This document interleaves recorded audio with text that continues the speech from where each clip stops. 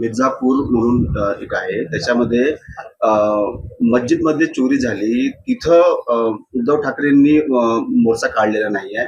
मात्र आता राम मंदिरामध्ये चोरीचं प्रकरण आलं आहे, त्यामुळे सध्या आता उद्धव ठाकरे आंदोलन करत आहेत.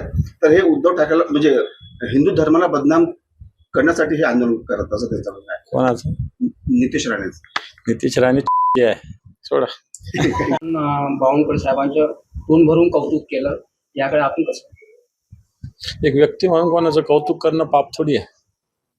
कौतुक मुख्यमंत्री होणार असं तुम्ही? नाही, ते आम्हाला त्यांच्या पक्षातलं काही माहिती नाही. बावनकुळे साहेब एक चांगली व्यक्ती आहे म्हणून आम्ही तशा पद्धतीनं बोललो. तर त्याच्यात काय चूक आहे? जे चांगलं आहे त्याला चांगलं म्हणायला काय आहे?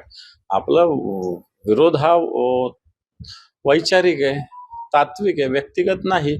त्या बावनकुळे साहेब एक चांगली व्यक्ती आहे, चांगले महसूल मंत्री आहे. ठीक आहे, खालचे त्यांचे लोक चांगले नसतील म्हणून काय ते वाईट आहे असं कशाला म्हणायचं? म्हणलेलं आहे की विनायक राऊत आहे त्यांच्यावर कारवाई झाली पाहिजे. सामान्य माणूस असता तर त्याच्यावर पोलीस उचलून घेऊन गेली असते, पण मात्र अजूनही विनायक राऊतावर कारवाई का नाही झाली? मला असं वाटतं की विनायक राऊतांनी कारवाईला कुठे नकार दिलेला नाही. जी काही लिगल कारवाई असेल ती करावी अशा पद्धतीची भूमिका शिवसेनेने सुद्धा घेतलेली आहे, माननीय विनायक राऊत साहेबांनी सुद्धा घेतलेली आहे.